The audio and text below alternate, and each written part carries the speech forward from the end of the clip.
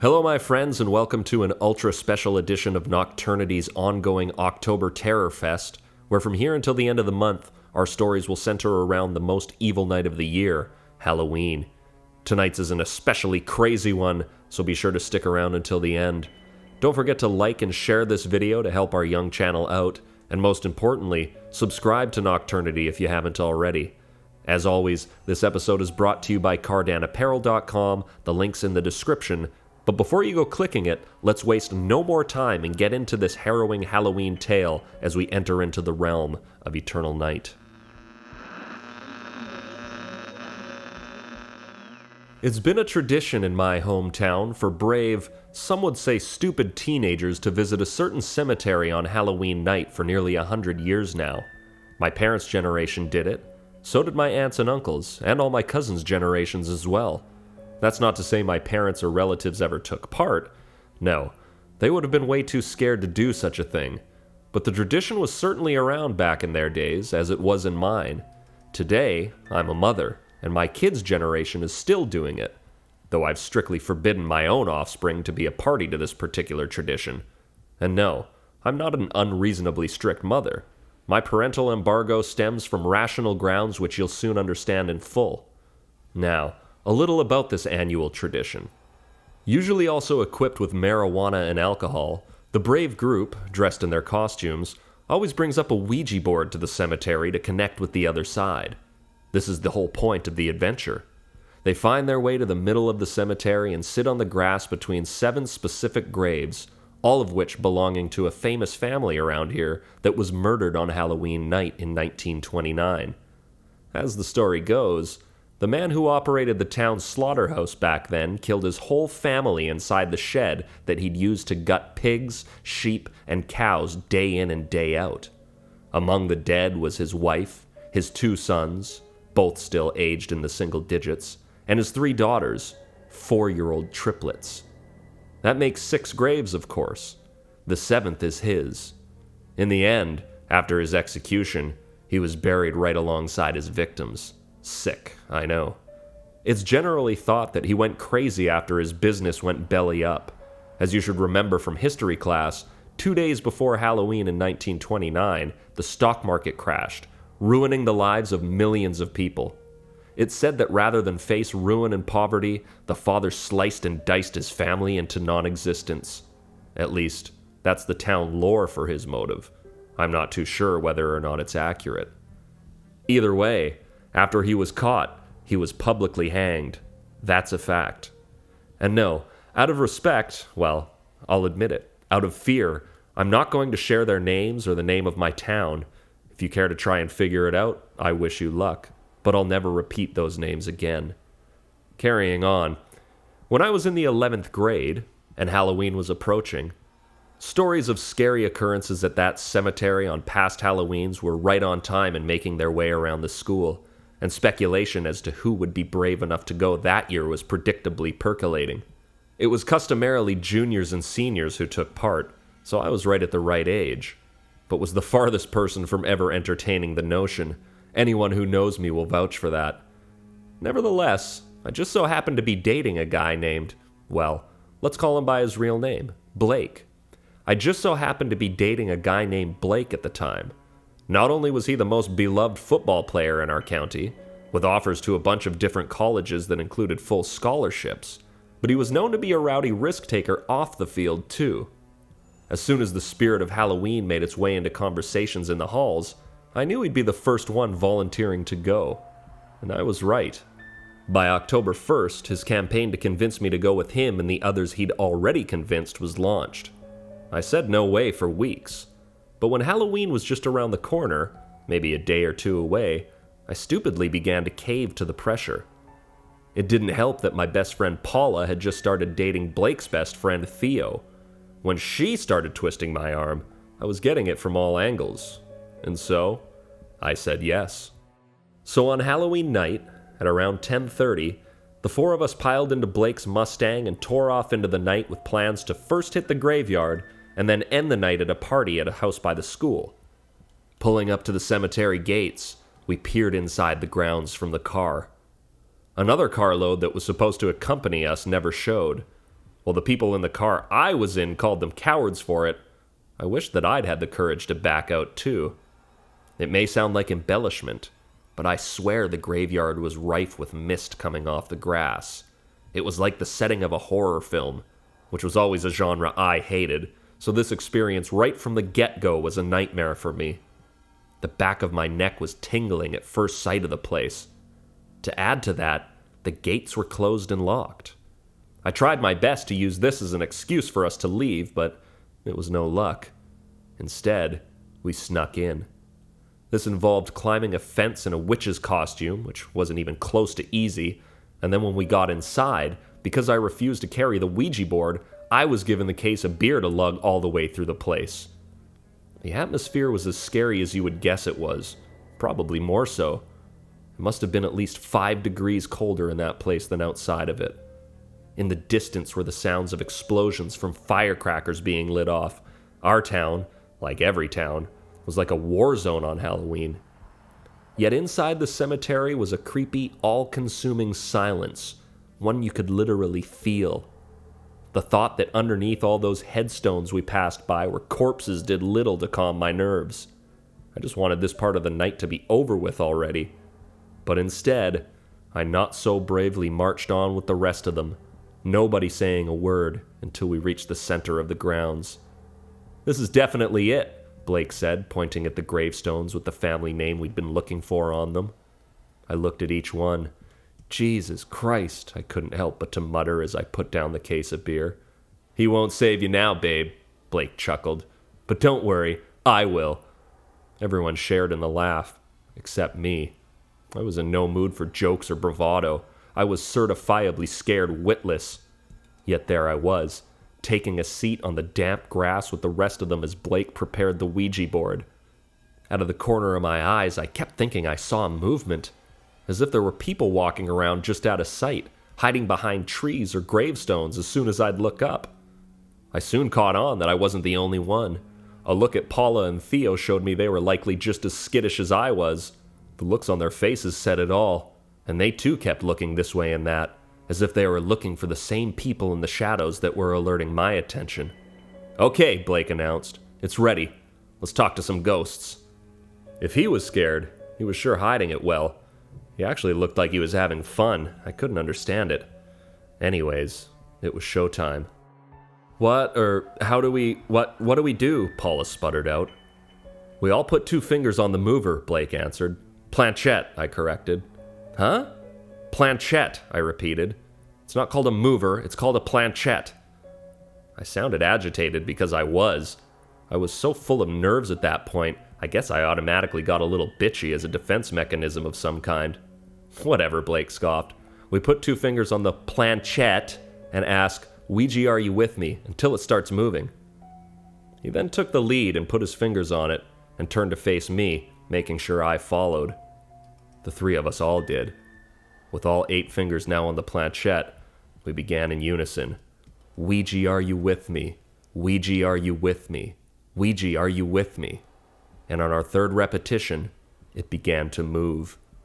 Electricity shot through my core. My eyes widened. Silence gripped us as we watched it smoothly glide up to the top corner of the board, stopping in the left corner on the word "yes." I couldn't help but recoil and let go. "Who did that?" I demanded. "Blake, was that you? I know it was you." Blake chuckled, but nervously. "It wasn't me," he said quite believably. "It was one of you." "Wasn't me," Theo asserted. "Me neither," said Paula. We then all just kind of looked at each other in a suspicious standstill, all of us, or at least me, hoping one of the others would start giggling and fess up. But no one did. "Well," Blake finally said to break the silence, "let's keep going." We all took a deep breath and put our fingers back on it. "What should we ask?" our brave leader then queried with a newfound timidness in his voice. Once again we sat in silence just looking at each other. "I know," Paula piped up. "Are you a ghost?" The planchette didn't move. "I knew it was," Blake began to say before stopping mid-sentence. At that instant, the planchette jumped into action again. It glided over to the letter I and stopped, and we all said, "I," out loud in unison, and then it slid over to the letter M, which we also announced together. Finally, it moved to a spot on the board without any letters under it and stopped. "I'm?" Theo asked. "I'm what?" Paula added. "I am," I said. Like, I am a ghost. As soon as the words left my lips, the planchette moved back up to yes. Now I was unequivocally terrified. "Who are you?" Blake asked. The planchette wasted no time in spelling out a name. I didn't recognize it. It was just a first name, female. Suddenly Paula yelled out, "Oh my God!" And I nearly had a heart attack. We all turned behind us to face what she saw. It was a gravestone bearing the same name. Based on the age of the person buried there, it was the wife of the man who slaughtered his family, the mother of the slain children. I cannot describe the fear I was feeling at that moment. It was ineffable. The thought of that woman, a dead woman, or the ghost of that dead woman, guiding the planchette we were all holding on to, it was too overwhelming. "Okay," I blurted out. "Blake, if you're doing this, I swear to God I'll break up with you." Blake was emphatic. "I promise you, it's not me. I didn't even know that woman's name." Then pointing at the other couple, he declared, "It's gotta be one of them." "Fuck you, Blake, it's not me," Theo returned. "Me neither," Paula once again seconded. We arrived at another standstill and let go of the device, not a one trusting the others. Finally, I shook my head and spoke up. "Let's just get out of here." "No way," Blake objected. "We didn't come here all this way to pussy out at the last minute." Me, Paula, and Theo exchanged uneasy glances. "Come on," Blake then implored. "Just a few more questions and everyone has to swear not to move it." "I don't know, Blake," began Theo, seeing the look on my face that said that I'd reached my wit's end. But Blake was resolute. "Come on! One more!" Everyone looked at me. "Ugh," I capitulated. "One more." We all hesitantly put our fingers back on the planchette. But before anyone could ask anything, it began moving faster than before. We all traded surprised, uneasy looks and then read the letters that it dictated. Paula was the first to announce the statement when it stopped. "He's here? Who's here?" Before she finished asking, the planchette was moving again, only this time it wasn't over the alphabet. It went directly to the bottom corner over the word goodbye and moved no longer. We sat in another prolonged silence for at least 15 to 20 seconds. "Okay, guys, really," I began, but was cut off as the planchette suddenly went into hyperdrive. It went from letter to letter so rapidly, it was hard to keep up. One thing was for certain, Blake couldn't have been moving it that fast. At the risk of sounding insulting, he wasn't smart enough to have spelled the message with such precision at that speed. Moreover, none of us knew the layout of that freshly purchased Ouija board's letters to have pulled it off. It went from letter to letter so fast, precisely over the center of each one when it briefly and haltingly stopped, that it sounded like it was carving the wood beneath it. With our eyes now open to their widest points, we did our best to watch and decode the message. When it finally stopped, we sat there and thought about it for a second before, surprisingly, Blake spoke up first. "I flayed what I made with a blade." Paula then finished. "Now they lay in their graves and decay." Goosebumps are an understatement. My hair nearly stood on end. But there was no time to let it sink in. As soon as she finished speaking, the planchette jumped back into action just as chaotically fast and deliberate as before. This time, it just spelled, "No one escapes, no one escapes, no one escapes, no one escapes," again and again at a feverish rate. Theo kept repeating it as it wrote it, but then it switched and wrote another word before the planchette flew off the edge of the board and onto the grass beside it.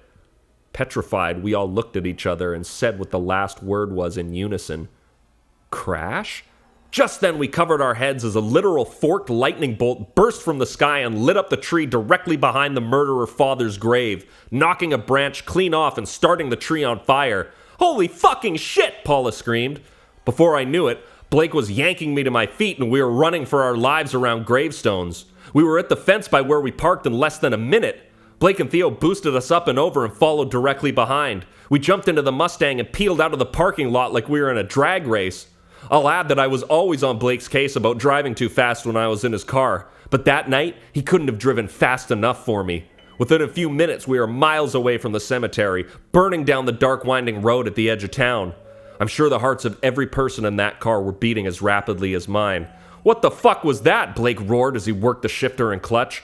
None of us had any answer except to say things like, "I don't know," and "that was fucking crazy," and "go, go, go." When we finally saw the lights of businesses on the main street in town, about 10 minutes later, it did a lot to calm our nerves. Blake pulled into the Burger Shack's parking lot, turned off the engine, and fell back against his headrest. We all sat in silence once again as people in costumes in the parking lot laughed with each other and lit off Roman candles. I remember taking note of the dichotomy. Here we were coming off the biggest scare that we'd ever had, while all these people had the time of their lives around us. All of us caught up in the spirit of Halloween, but at opposite ends of the spectrum. All four of us turned our attention to the right side of the car as a fire engine sped down the road in the direction we'd just come from. Then, unexpectedly, Theo started laughing. We all looked befuddled at each other like, what the hell was so funny? But oddly, it caught on. Suddenly we were all howling. It's not like anything was particularly comical. I think we were just letting our nerves work themselves out, releasing what was built up in us. I had tears falling down my cheeks by the time the laugh started to wither out. "You know, we left everything there," Blake said through his dying chuckles. "Guess we gotta go back," Theo sarcastically answered from the back seat. "No way in hell," returned Paula. "I'm not even going back there when I die." This made us laugh even more. The mood officially had lightened. I could feel my shoulders loosening a little, thank God. We ended up going to that party and telling renditions of the story of what happened several times to several groups of people at several different points in the night. Mostly people thought we were bullshitting, which was all right. I still didn't know what to think about the whole thing. On the other hand, by the end of the night, which is to say, by the time the sun was coming up the next morning and the party was coming to an end, the fear had all but completely dissipated in me. Unfortunately, though, it would rekindle itself very soon. I got home that morning at around 7:30 a.m. and fell asleep as soon as my body hit my mattress. But my sleep wasn't long-lived. I fell into a dream in a recently familiar setting. I was back inside the cemetery in front of the Ouija board in the dark of the night. To my side, I saw movement. I looked over to see the horrifying sight of the grass over the murderous father's grave being torn apart from beneath. My panic wouldn't allow me to move, even though I could see his hands and arms coming up above ground. Finally, I found the will to grab onto Blake's arm for protection, but it was lifeless. Turning my head, I saw Blake was mutilated, cut up from head to toe. I let go of him and recoiled, but before I could scream, I noticed I'd landed in something wet and cold that forced me to recoil again in the opposite direction. I quickly found my balance and turned back to see I'd landed in the bloody remains of Paula. Beside her was Theo. Both of them were torn to shreds. The horror of it all was unbearable, but the fear trumped it. The man was now completely out of his grave. His evil smile sent shivers down my already trembling body. In his hands were long, sharp blades, and around his neck was a noose. He came at me at full speed, but at the moment that he got to me, it was as if he'd turned into my father. I was screaming at the top of my lungs, and my father was holding me, saying, "It's okay, it's okay, it's okay." Then I realized it had been a nightmare, and I was in my bed. I pushed my dad away and retreated to the corner of my room at the top of my bed. "It's okay," my dad repeated with his hands up in front of himself. "It was just a dream." Through my gasps, I came back to earth and broke down in tears, hugging my father as tight as I'd ever done before. "It's okay, sweetie, I'm here now," he reassured me again, and when he could tell that I'd calmed down some, he said, "Must have been a bad one. You were flailing back and forth and yelling for a while before I woke you up." "You don't know the half of it," I told him before reaching for the glass of water beside my bed and gulping down the whole thing in one go. "Well," he said comfortingly, "it's over now." The trouble was, he really didn't know the half of it, and he was dead wrong about it being even near to over. He told me Paula had been calling all morning, so when he left my room, I picked up the phone beside my bed and dialed her up. That's when she broke the news to me that Blake had been arrested. "Arrested?" I shouted. "For what?" "For arson and desecration of a grave," she informed me. I could barely comprehend this turn of events. Paula explained that the tree that had been hit with lightning had burned down, and in the process, spread to the other trees in the cemetery. In fact, the fire truck we'd seen the night before was the very one that put the fire out. "But Blake didn't light that tree on fire," I told Paula, as if she didn't know already. "That was nature's doing." "I know," she agreed, But the police said that there was no storm last night and that it was impossible for it to have been lightning.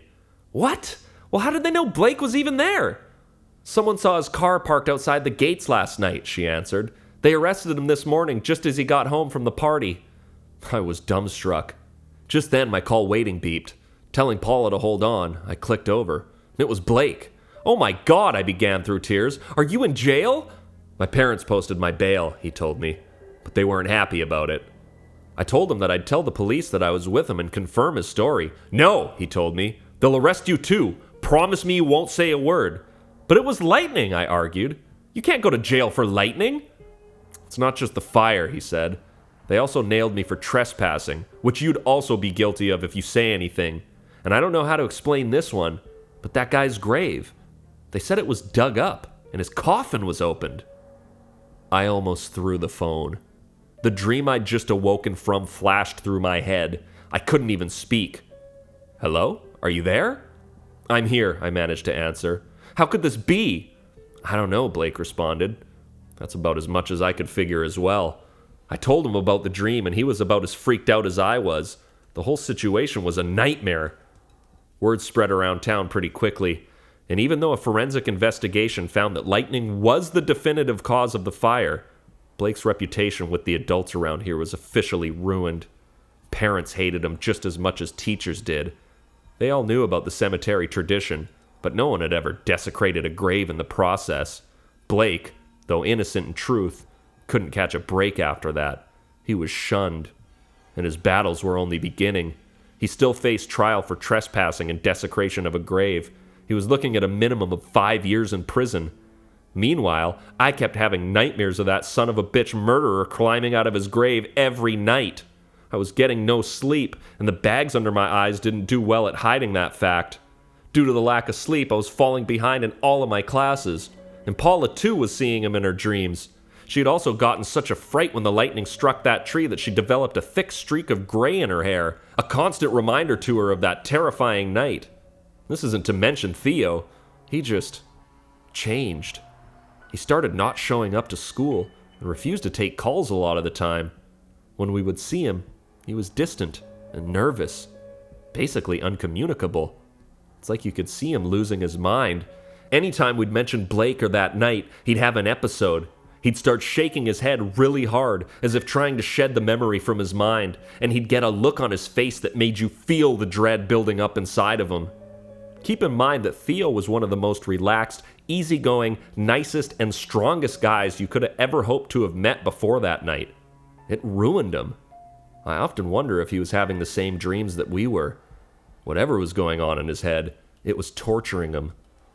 By Christmas break, his family caught him trying to hang himself from a tree, and he was shipped off to a psychiatric facility. I never heard from him again. It was around that time, December, that Blake received the news that all of his scholarships had been revoked. Even though he still hadn't been found guilty, no school wanted to touch him.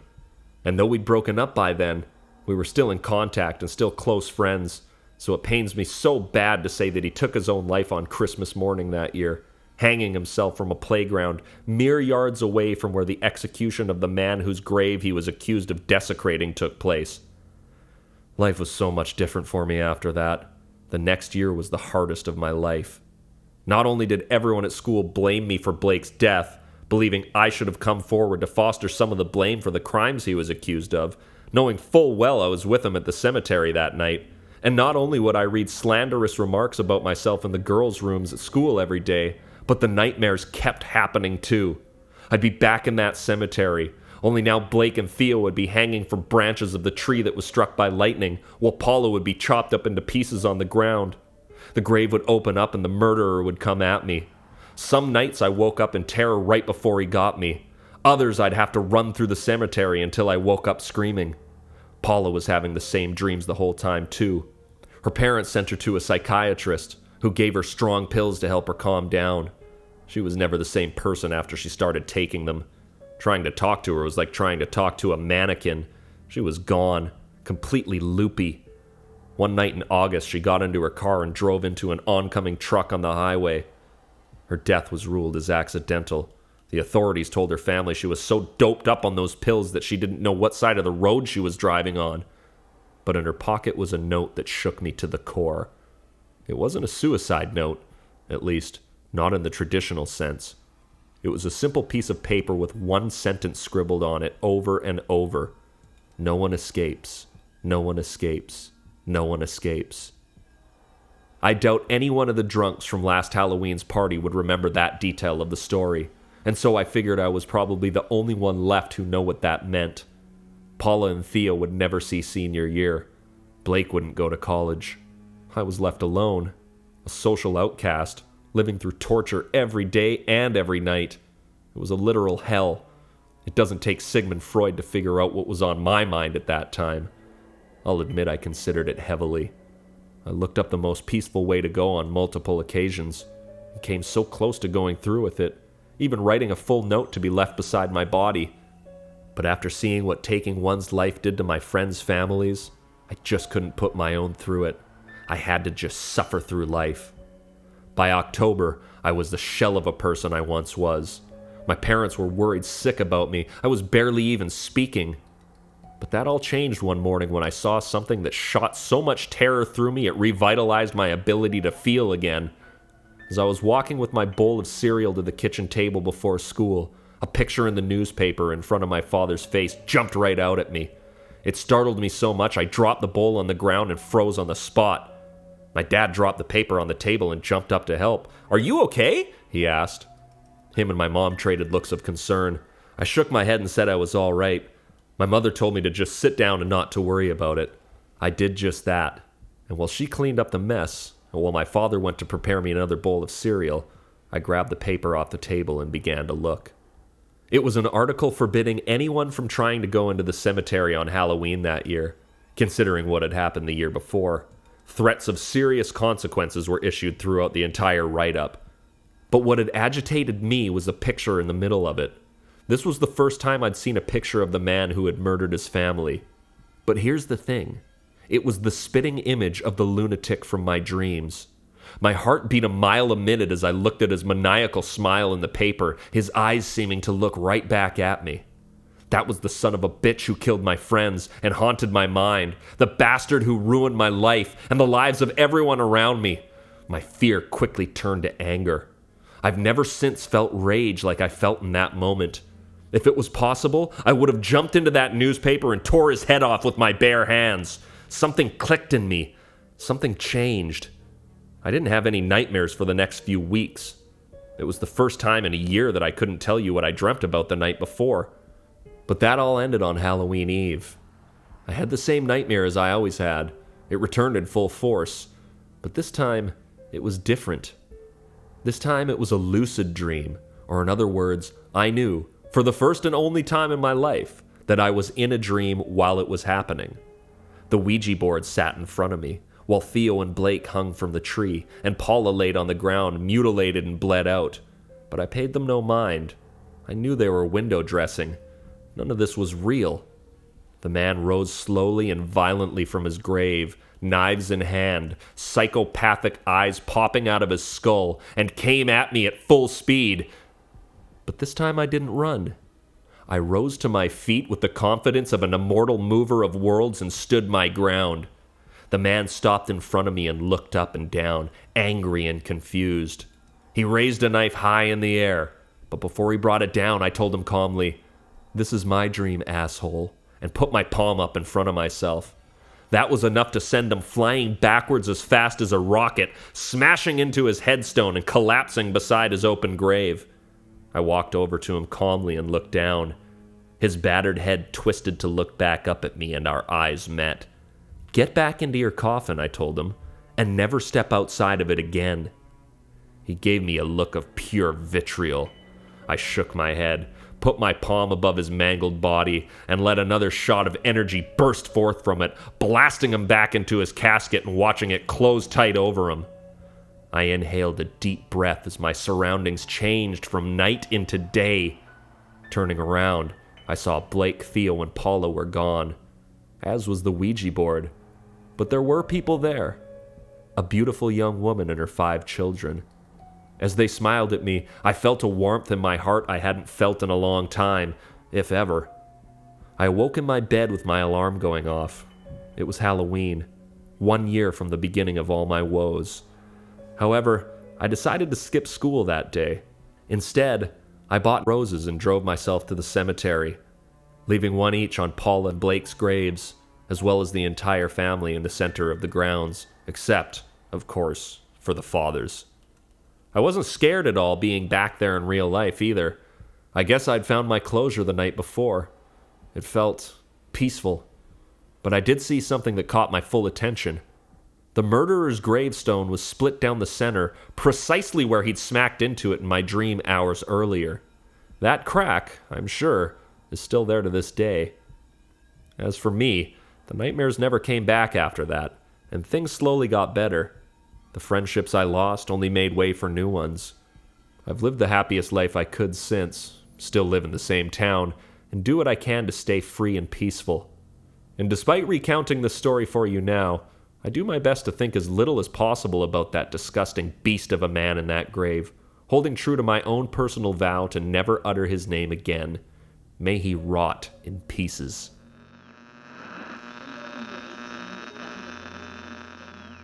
Well, my friends, we've reached the end of our first Halloween Horror Stories broadcast as part of Nocturnity's October Terrorfest. I hope you found entertainment in it. If so, help out our young channel by sharing this story and, at the very least, giving it a like. That will go far in assisting us reach new ears. If you haven't subscribed, there's no time like the present. It'll take 1 second to do, and afterwards you'll be the first to know of new audio broadcasts as they come out. There are many on the way, as well as paranormal video documentaries that are also in the works. You won't want to miss out, believe me. This video, as always, has been brought to you by cardanapparel.com. Shopping at cardanapparel.com will not only have you looking fresher than everyone else, but you'll also be financially supporting the continuation of this channel in the process, just by clicking the link in the description when you buy. If you haven't had your fix yet, go to our video section now for a list of previously released stories from Nocturnity and keep the vibe going. They are all excellent, I guarantee. Another special Halloween broadcast is always on its way down the pipeline. Our next video will contain 3 terrifying tales for you. So until then, happy October, my friends. Stay safe.